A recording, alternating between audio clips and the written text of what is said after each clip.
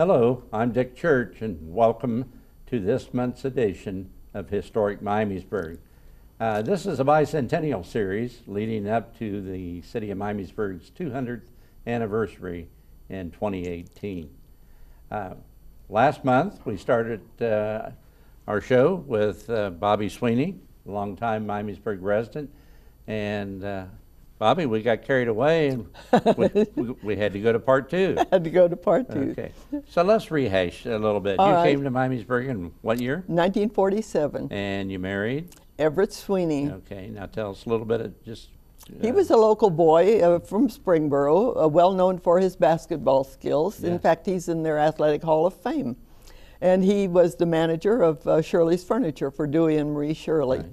And he met me in California and lured me with his sweet ways to marry him and live in Ohio. Okay, and how many children? 7. We raised 6 to adulthood and Okay. lost our youngest daughter 14 years ago. And how many grandchildren? I have 10 grandchildren and 8 great-grandchildren and another on the way. Okay.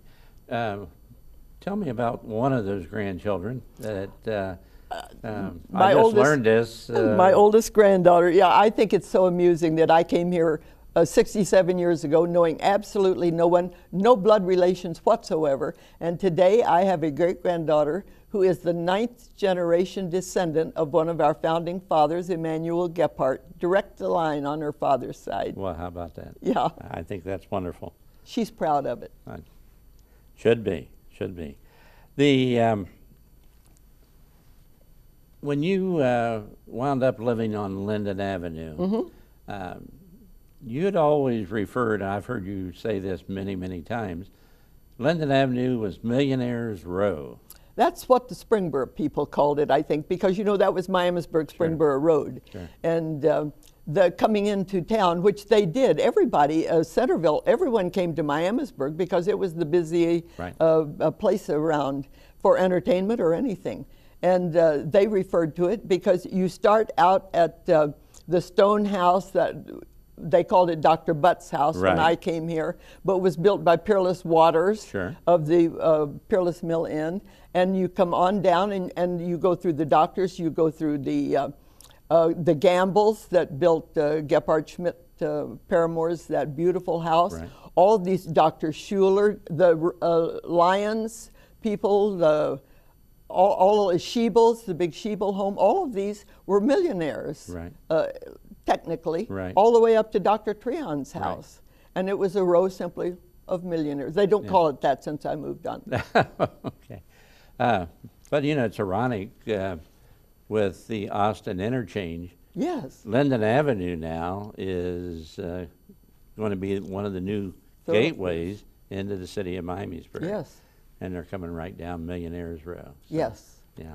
And many of those houses are still here. Still here. And That's one of the beautiful things about Miamisburg.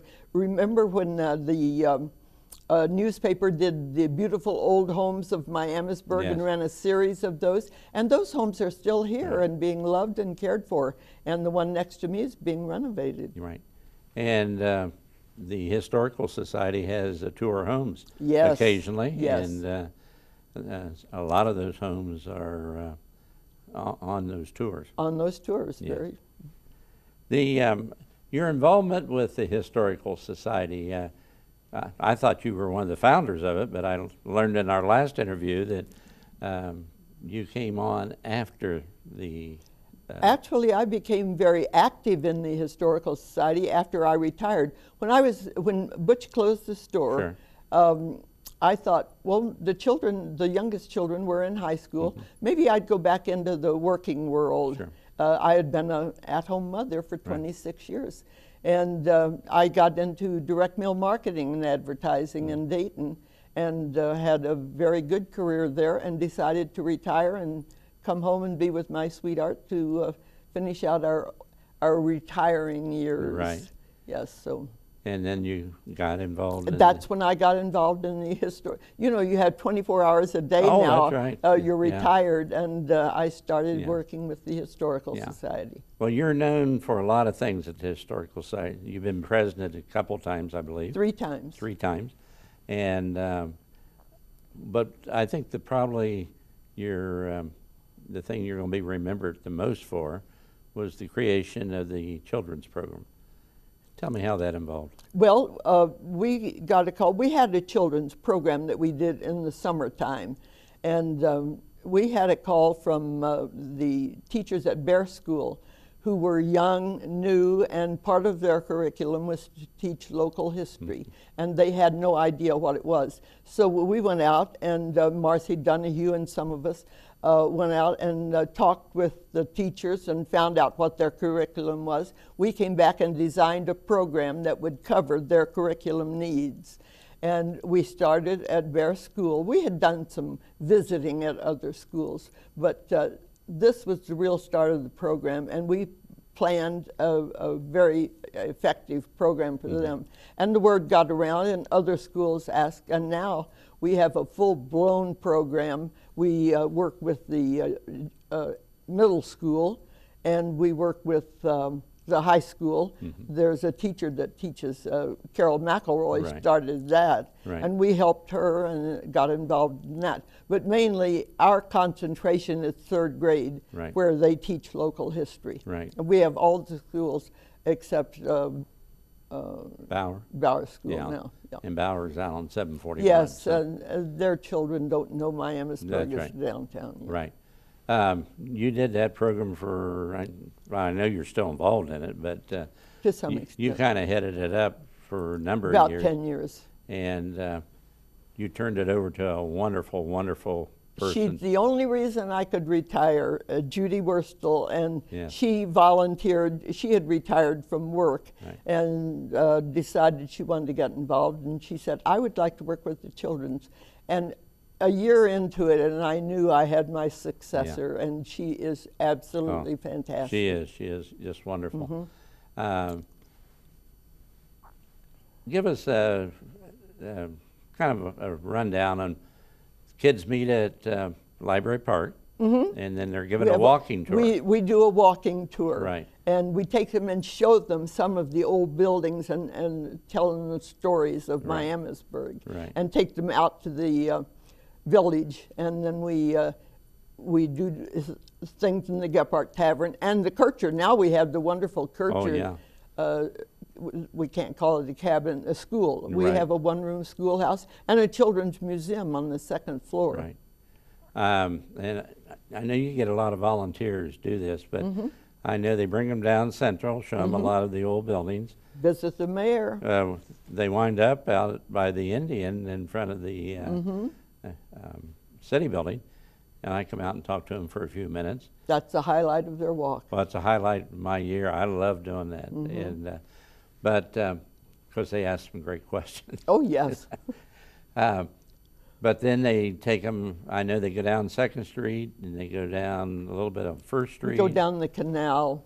And then down Main Street to the Pioneer Village. Okay. Well, it's a great program. And we won an award for it. I knew you did. A state award, yes. There were several state awards.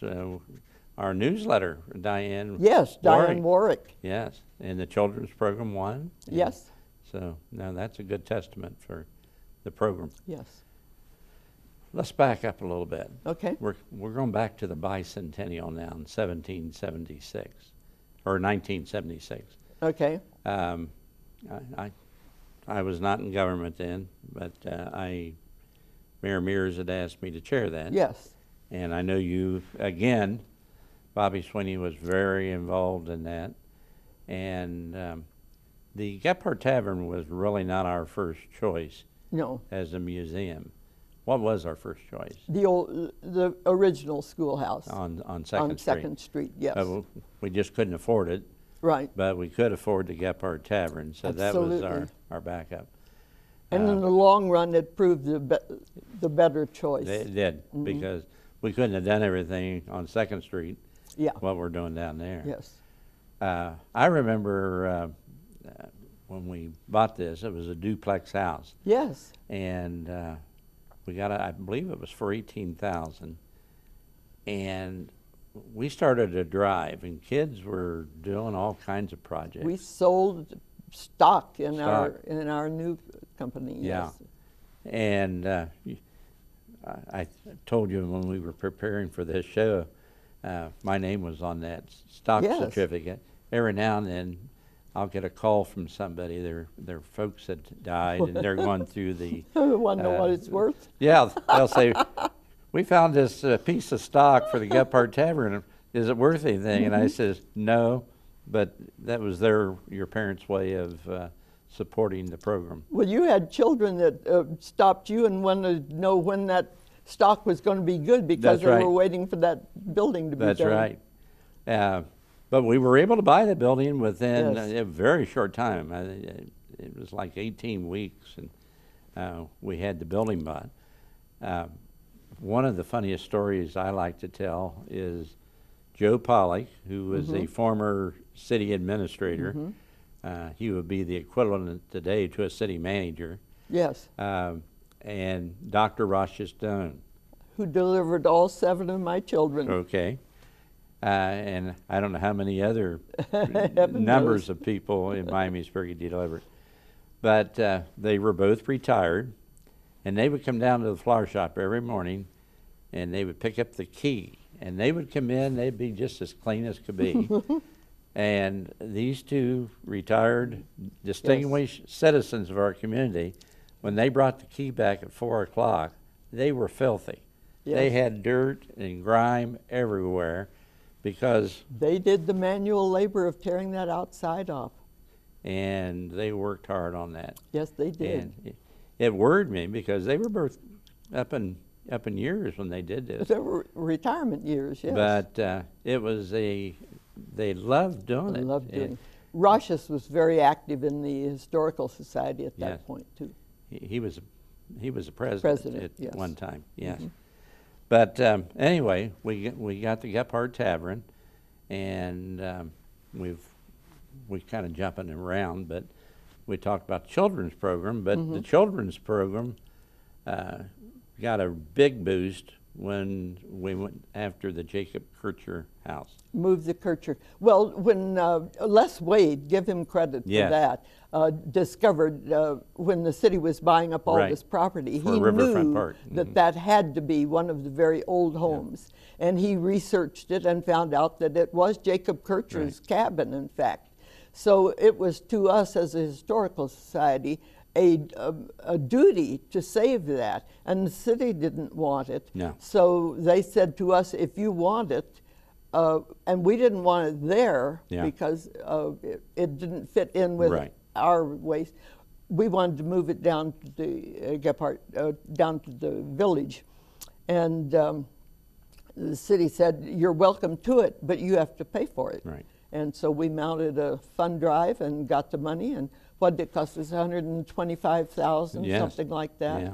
But wasn't that an interesting day when they moved that down to Miami? Everybody was lining up to see the moving of the cabin. Oh, I was fascinated how they brought it in and backed it into a foundation we Right. had already planned. I can't even back my Buick into couldn't. the garage. And here they were moving this whole house and Yeah. set it right on that foundation. Right. It was fantastic.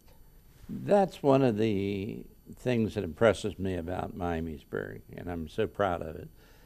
When there's a project out there that people really Back it.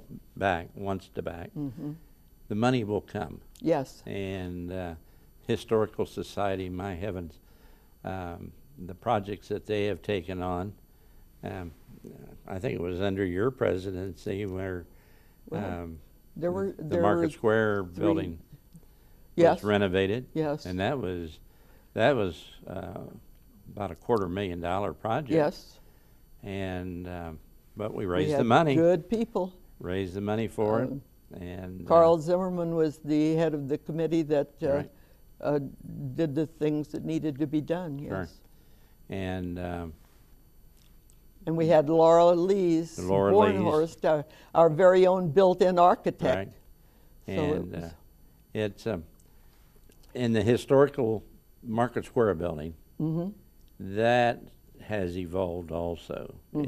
What it has become it's one of the show places downtown. It's a centerpiece. Yeah, centerpiece of what goes on in our community. You know, we have been so grateful in the Historical Society. The city has been so cooperative with us, and they realize what we have done that has improved city property, and how much care we take in it and how much it means to us historically.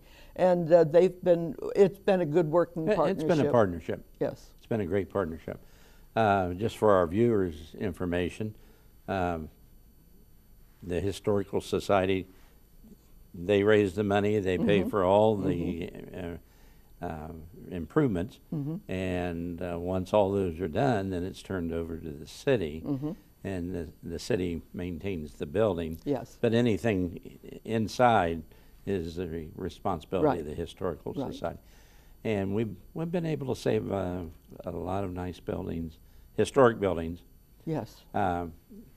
One of the things, and I was so glad that the children's program and the classes at Miamisburg High School, because I've always been afraid that the local history of a community is going to get lost someday.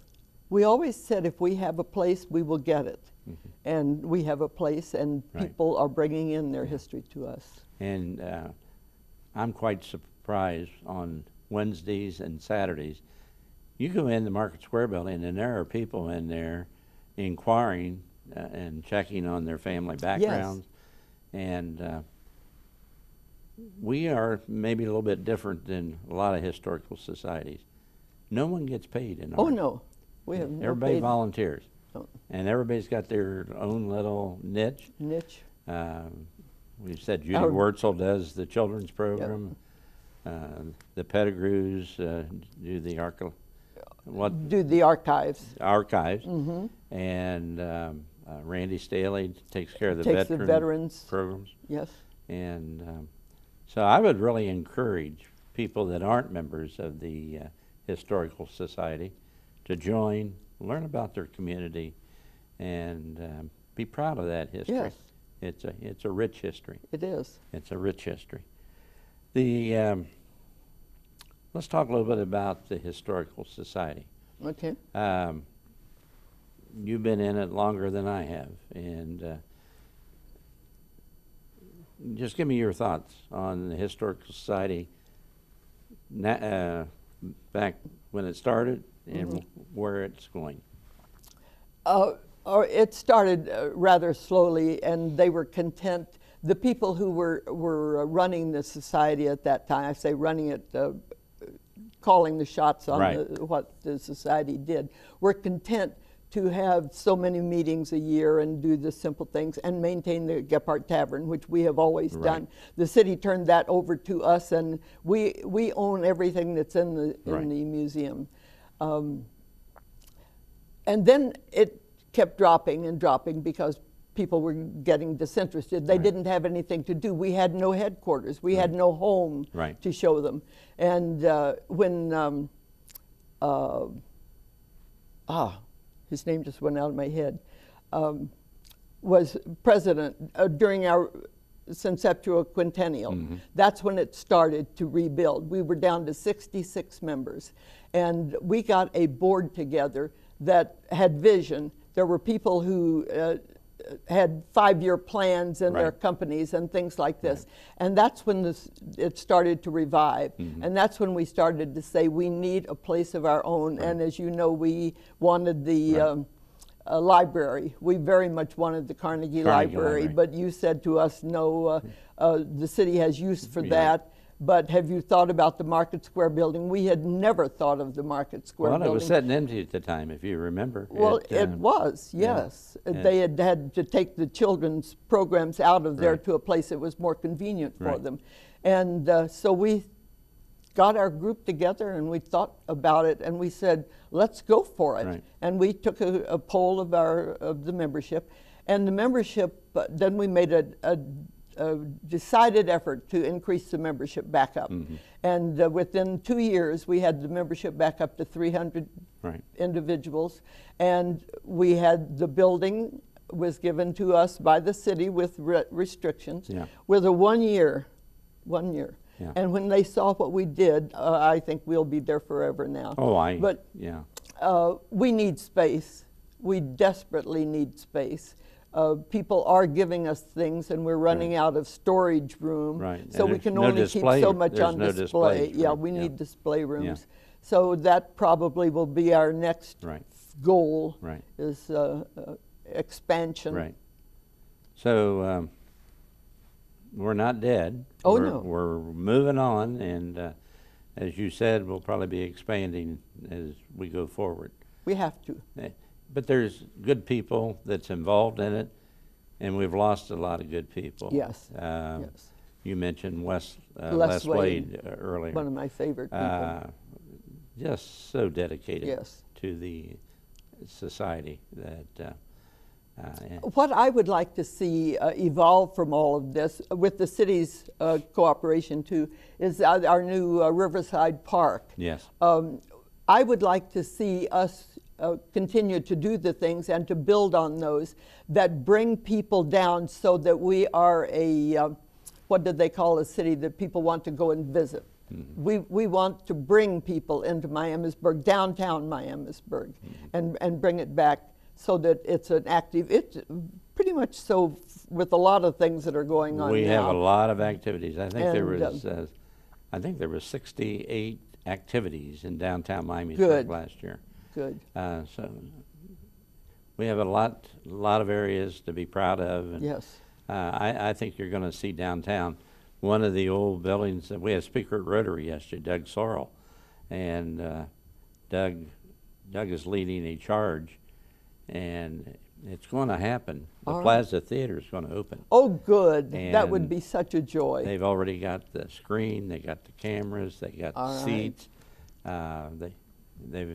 They need 300,000. They've got over 100,000 left, or I mean collected, Mm-hmm. and that's going to take off. You know, one thing we notice dealing with the school children, we say, we're going to the Market Square building. Well, where is that? Well, you know where the hamburger wagon is. Everybody knows where the hamburger wagon Right. is. It takes such a little thing Oh yeah, to bring them, yeah. yes. And the hamburger wagon. Yes. It's known throughout the world. Well, they've won awards. Right. Bobbye, we got just a few minutes left here. Let's talk about the 200th anniversary coming up. All right. I've already put you on notice. I've already appointed myself as chair of that committee, and I've already told you that you're going to be quite involved. Well, I'm going to try and hang in for that. And because we're going to need that expertise. You've been involved in every celebration. I know, and I don't want to miss this one. Yeah, well, you're not. That's our goal. All right. We're going to be here for that, and we're going to have a big celebration. Miamisburg was founded February 20th, 1818. Yes. And you may not even be aware of this, but another thing Doug Sorrell's doing in connection with the theater and everything, next year we're going to revive on February the 20th, which is a Friday night, we're going to have the Citizen of the Year banquet. Oh, how nice. We haven't had that in years. I know. And we're going to bring that back. And we're trying to locate the pictures of the people that's already been served or on there. I went through there the other day, the list. I'm one of those people that was on that list. There are just 4 of us alive that have received that honor. Oh. The rest have passed on. But we're going to revive that, and that's going to be a kickoff. But I see the bicentennial of the community in 2018 as a year-long event, but we'll set aside probably a week like we did on the sesquicentennial. Mm-hmm. But there's all kinds of things that we could do. Be done throughout the year. Because that's Yes. a thing to be proud of. 200 years old, my gosh, yes. And how this town has evolved in that time. Yes. Yeah. So I've already put you on notice. Good. You're going to be a big part of it. Thank you for letting me be a part Yeah. of it. Now let me, as we are closing out here, what would you consider your biggest achievement here? You know, you told me you were going to ask me that question, and I thought and thought, and you know, after working with me, that I am basically a team person. Yes. I'm happiest when there's a group with a vision and heading for it, and everybody's all go. But I thought, what did I do that I consider, and it suddenly dawned on me last night, convincing Everett Sweny that he couldn't live without me. That was my greatest achievement, because in doing that, I got to come to Ohio and make this my home and be involved in all these wonderful things and meet all these great people. So I consider that my greatest accomplishment. And the things that you have seen in your 60-some years here in the community, the mound facility, did you ever think that that would go away? No.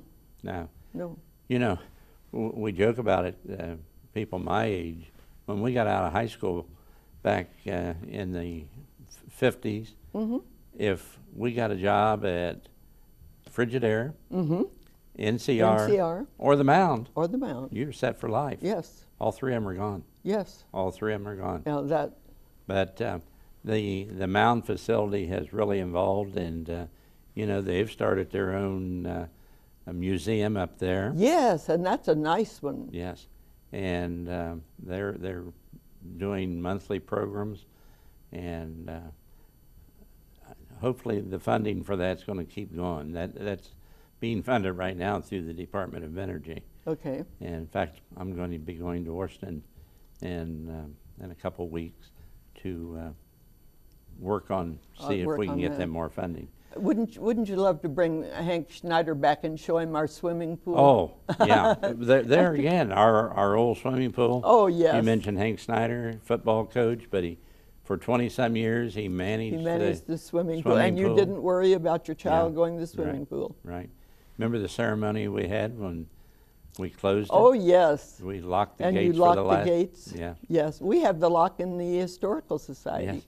I think there was a video done of that also. Yes. I think that's part of it. Yes. But, a lot of good things. You probably came to Miamisburg when there was between 4,000 and 5,000 people in the community. Somewhere around there. And yes. Our schools were all located near you, yes. where you lived. Yes, my girls walked to school. We had the auditorium, which is now Kinder. Yes. The intermediate, which is Wayans, and the old high school, which was right across the street. Across the street from me. Right. And that was our school system back then. Now today it is an excellent school system. The latest report card come out, how it is evolved. The town has really made a lot of progress since you came here. That junior high school, that middle school is a fantastic building. It is. I get lost in the high school now. It's, you know, we went through the pods and joined all those, and I get lost out there now. Well, Miamisburg's coming a long way. It's going to be interesting when we get our new football field, because Harmon Field has been such a great part of our tradition. But it reaches a stage where if you can't get the parking places there, then you... Right. And Harmon Field will still be a part of the history. Sure. Well, Bobbye, it has been a pleasure. It's always fun to talk with you. I enjoy these talks. I know every now and then you'll give me a call, or I'll need to know some history, and or an answer to a question somebody asked, and I'll call Bobbye. But thank you for everything you've done for the citizens of Miamisburg and for the community of Miamisburg. I wish I had 20,181 of you. Well, that's our current population. Bless your heart. What a community we'd be. It is. It is. I'm proud to be a part of it.